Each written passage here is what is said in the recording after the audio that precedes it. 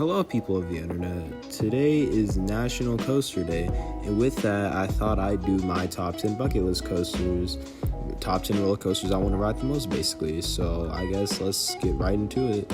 By the way, this is kind of a warning. I sound very awkward in the video because this isn't a formal video. I don't have a script. I'm going off of my mind, and it's just weird. Just bear with me on this, please. That's all I ask.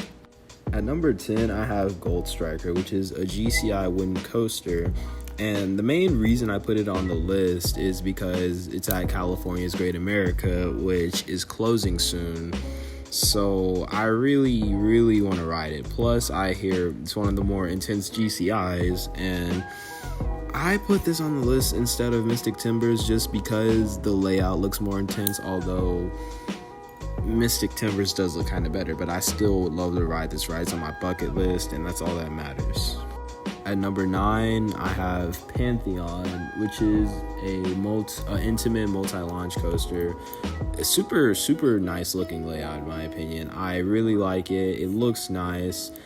I feel like I should put it higher, but I don't have it higher because it doesn't really grab my attention because I watch a lot of videos from No Limits 2 of just switch track intimate coasters, so I don't know, it just feels weird for me.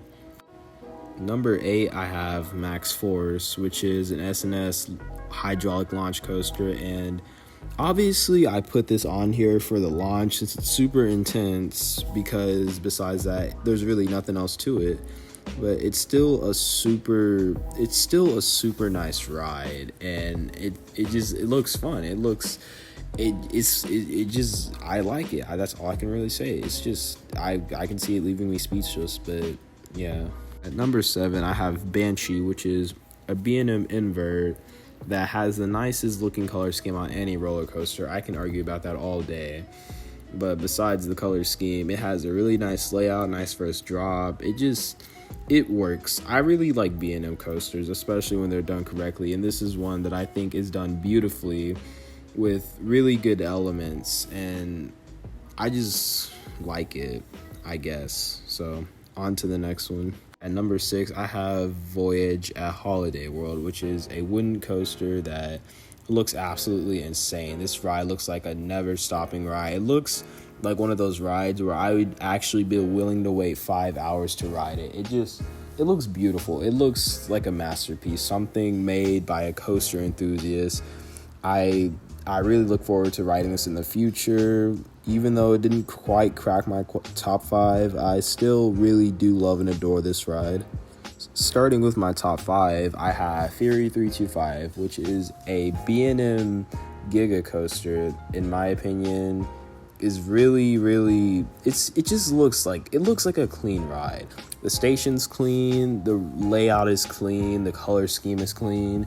I just like Fury. People say it's intense, which I absolutely believe, which adds another thing to it. I don't have too much to say on this ride because of how much praise it gets, but it made it on my list.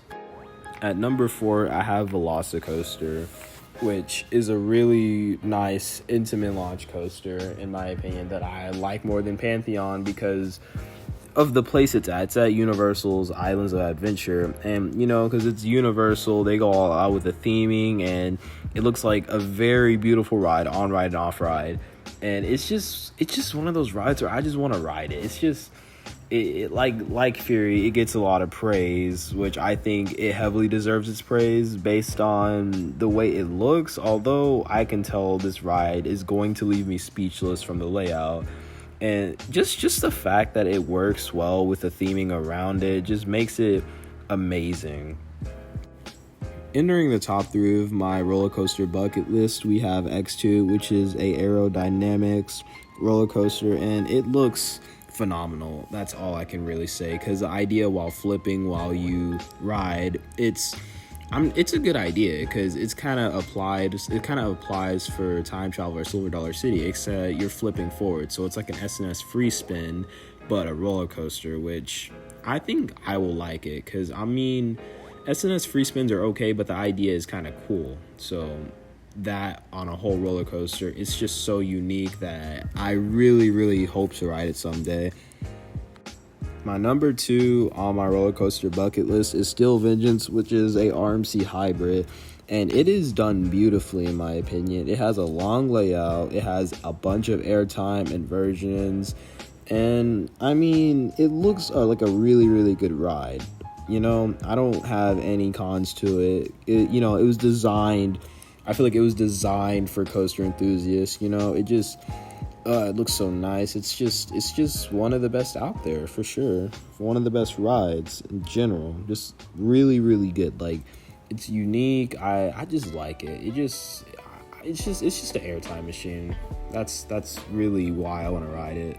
And the number 1 ride on my roller coaster bucket list is Intimidator 305, or I-305 for short, which is a Intamin gig coaster, which it's really, really intense, which is why I like it. I like intense rides. This ride looks so intense. Like, I'm in love with this ride, honestly. It just the pacing of the ride. Although, there's like breaks all over, so people can somewhat enjoy the ride, I still just love this thing. It looks like a fun ride. I love intense coasters, and this one is just the definition of intense.